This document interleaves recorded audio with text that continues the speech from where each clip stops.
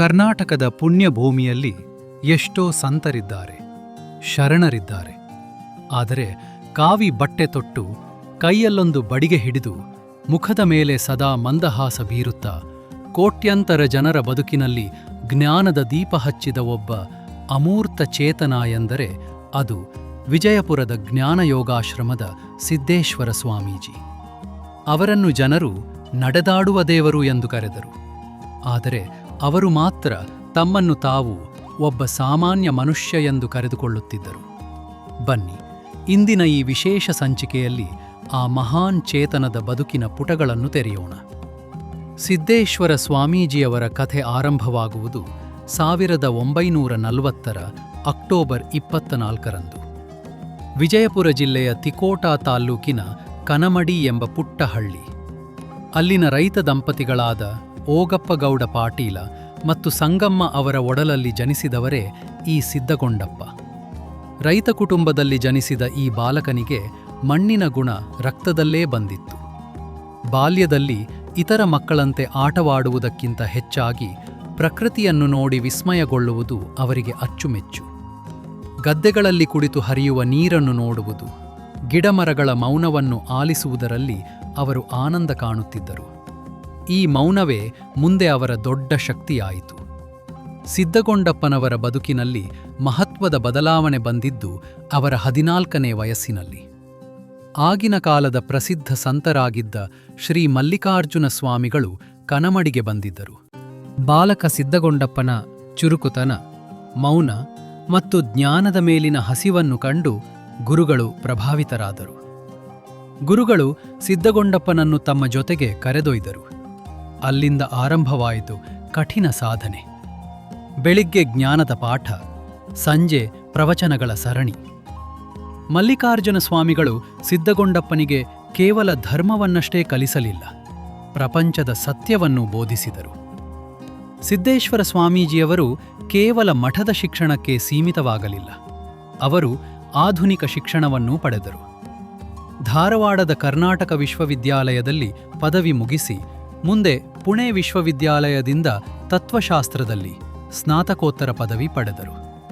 ಅವರಿಗೆ ಕನ್ನಡ ಮಾತ್ರವಲ್ಲದೆ ಇಂಗ್ಲಿಷ್, ಮರಾಠಿ, ಹಿಂದಿ ಮತ್ತು ಸಂಸ್ಕೃತ ಭಾಷೆಗಳಲ್ಲಿ ಅದ್ಭುತ ಹಿಡಿತವಿತ್ತು. ಅವರು ಓದದ ವಿಷಯವೇ ಇರಲಿಲ್ಲ. ವಿಜ್ಞಾನದ ಕ್ವಾಂಟಮ್ ಫಿಸಿಕ್ಸ್ನಿಂದ ಹಿಡಿದು ಉಪನಿಷತ್ತಿನವರೆಗೆ ಎಲ್ಲವನ್ನೂ ಸಮನ್ವಯಗೊಳಿಸಿ ಮಾತನಾಡುವ ಕಲೆ ಅವರಿಗೆ ಸಿದ್ಧಿಸಿತ್ತು. ನೀವು ಒಮ್ಮೆ ಅವರ ಪ್ರವಚನ ಕೇಳಿದರೆ ಸಾಕು, ಎಂತಹ ನಾಸ್ತಿಕನೂ ಆಸ್ತಿಕನಾಗುತ್ತಿದ್ದ. ಅವರ ಧ್ವನಿಯಲ್ಲಿ ಒಂದು ರೀತಿಯ ಕಾಂತವಿತ್ತು.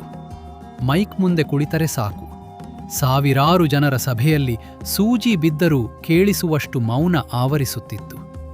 ಅವರು ಎಂದೂ ದೊಡ್ಡ ದೊಡ್ಡ ಮಾತುಗಳನ್ನಾಡುತ್ತಿರಲಿಲ್ಲ. ಬಾಳೆಹಣ್ಣು ಸುಲಿದು ತಿಂದಷ್ಟೇ ಸುಲಭವಾಗಿ ಜೀವನದ ಸತ್ಯಗಳನ್ನು ಹೇಳುತ್ತಿದ್ದರು.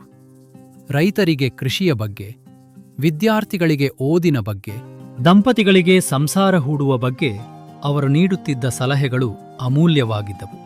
ಅವರ ಪ್ರವಚನಗಳಲ್ಲಿ ಬಸವಣ್ಣನವರ ವಚನಗಳು, ಬುದ್ಧನ ತತ್ವಗಳು ಮತ್ತು ಶರಣರ ವಿಚಾರಗಳು ಸದಾ ಮೊಳಗುತ್ತಿದ್ದವು.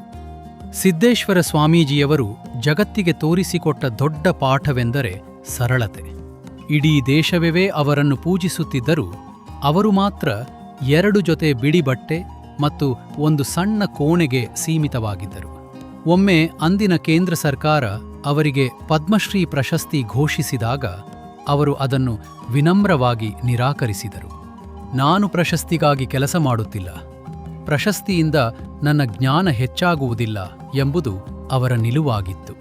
ಅಷ್ಟೇ ಅಲ್ಲದೆ ವಿಶ್ವವಿದ್ಯಾಲಯಗಳು ನೀಡಿದ ಗೌರವ ಡಾಕ್ಟರೇಟ್ ಪದವಿಗಳನ್ನೂ ಅವರು ಸ್ವೀಕರಿಸಲಿಲ್ಲ. ಅವರ ಪಾಲಿಗೆ ಜನರೇ ದೇವರು, ಪ್ರವಚನವೇ ಪೂಜೆ. ಮಲ್ಲಿಕಾರ್ಜುನ ಸ್ವಾಮಿಗಳ ಲಿಂಗೈಕ್ಯದ ನಂತರ ಆಶ್ರಮದ ಜವಾಬ್ದಾರಿ ಸಿದ್ದೇಶ್ವರ ಸ್ವಾಮೀಜಿಯವರ ಹೆಗಲಿಗೆ ಬಂದಿತು.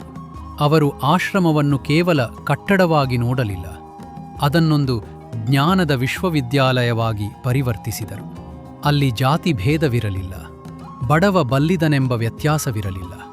ಬಂದವರೆಲ್ಲರಿಗೂ ಪ್ರೀತಿಯ ಸಾಂತ್ವನ ಮತ್ತು ಹೊಟ್ಟೆ ತುಂಬ ಪ್ರಸಾದ ಸಿಗುತ್ತಿತ್ತು. ಸ್ವಾಮೀಜಿಯವರು ಸದಾ ಹೇಳುತ್ತಿದ್ದ ಮಾತು, ಬದುಕು ಪ್ರೀತಿಯಿರಲಿ. ನಾವು ಬದುಕುವ ಪ್ರತಿ ಕ್ಷಣವೂ ಅರ್ಥಪೂರ್ಣವಾಗಿರಬೇಕು. ಯಾರನ್ನೂ ದ್ವೇಷಿಸಬೇಡಿ, ಪ್ರಕೃತಿಯನ್ನು ಪ್ರೀತಿಸಿ, ಶ್ರಮವನ್ನು ಗೌರವಿಸಿ ಎಂಬುದು ಅವರ ಬದುಕಿನ ಸೂತ್ರವಾಗಿತ್ತು. ಅವರು ಬರೆದ ಸಿದ್ಧಾಂತ ಶಿಖಾಮಣಿ, ಯೋಗ ಸೂತ್ರಗಳ ಮೇಲಿನ ವ್ಯಾಖ್ಯಾನಗಳು ಇಂದಿಗೂ ಜ್ಞಾನಾರ್ಥಿಗಳಿಗೆ ದಾರಿದೀಪವಾಗಿವೆ. 2023ರ ಆರಂಭದ ದಿನಗಳಲ್ಲಿ ಸ್ವಾಮೀಜಿಯವರ ಆರೋಗ್ಯ ಕ್ಷೀಣಿಸತೊಡಗಿತು. ಇಡೀ ಕರ್ನಾಟಕವೇ ಅವರು ಗುಣಮುಖರಾಗಲೆಂದು ಪ್ರಾರ್ಥಿಸಿತು.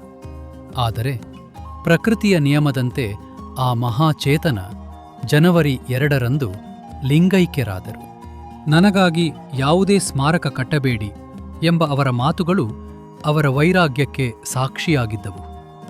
ಲಕ್ಷಾಂತರ ಜನರ ಕಣ್ಣೀರಿನ ನಡುವೆ ಸರ್ಕಾರಿ ಗೌರವಗಳೊಂದಿಗೆ ಅವರ ಇಚ್ಛೆಯಂತೆಯೇ ಅಗ್ನಿ ಸಂಸ್ಕಾರ ನೆರವೇರಿತು.